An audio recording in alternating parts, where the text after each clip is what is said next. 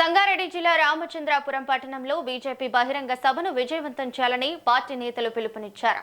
ఈ నెల 10న ప్రధాని మోదీ తెలంగాణ పర్యటన నేపథ్యంలో ఈ సభను భారీగా నిర్వహించేందుకు ఏర్పాట్లు జరుగుతున్నాయి.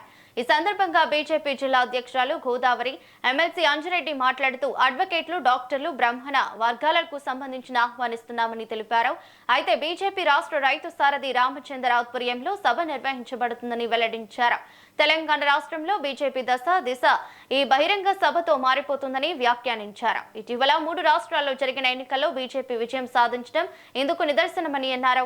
సికింద్రాబాద్ పరేడ్ గ్రౌండ్ లో జరిగే సభను విజయవంతం చేయాలని నేతలు పిలుపునిచ్చారు.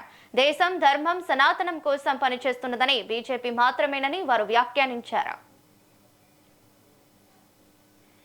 మే 10వ తారీఖు రోజున మన దేశ ప్రధాని పెద్దలు గౌరవనీయులు దేశ ప్రధాని నరేంద్ర మోదీ గారు తెలంగాణ రాష్ట్రానికి విచ్చేయుచున్నారు. 3వసారి ప్రధానమంత్రి అయిన తర్వాత, అదేవిధంగా తెలంగాణ రాష్ట్ర అధ్యక్షులు ఎన్ రామచంద్రరావు అన్న గారు నియమితులైన తర్వాత రాష్ట్ర కార్యవర్గము, అదేవిధంగా జిల్లా కార్యవర్గాలు, మండల కార్యవర్గాలు అన్నీ అయిన తర్వాత మొట్టమొదటిసారిగా తెలంగాణ రాష్ట్రానికి విచ్చేయుచున్నారు. అందులో భాగంగా భారతీయ జనతా పార్టీ రాష్ట్ర రథసారథి ఎన్ రామచంద్రరావు అన్న గారు, అదేవిధంగా కిషన్ రెడ్డి గారు, బండి సంజయ్ అన్న గారు, పార్టీలో ఉన్నటువంటి డాక్టర్ లక్ష్మణ్ అన్న గారు అందరూ కూడా ప్రత్యేకంగా డాక్టర్స్ని, అడ్వకేట్స్ని, ముఖ్యమైనటువంటి ప్రముఖులందరికీ కూడా ఇన్విటేషన్ ద్వారా ఆహ్వానం పలకాలి అని చెప్పి పార్టీ తీసుకున్నటువంటి నిర్ణయంలో భాగంగా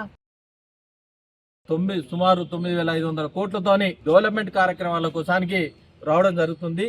అందులో భాగంగా సంగారెడ్డి జిల్లాలో smart city 15 smart city industrial smart సిటీగా డిక్లేర్ చేస్తే, అందులో భాగంగా జైరాబాద్ స్మార్ట్ సిటీ కింద 2,360 కోట్లు కేటాయించడం జరిగింది. అందులో భాగంగా మీరు చూస్తా ఉన్నారు, గుడిబెల్లూరు నుండి మహబూబ్నగర్ దాకా 3,175 కోట్లు.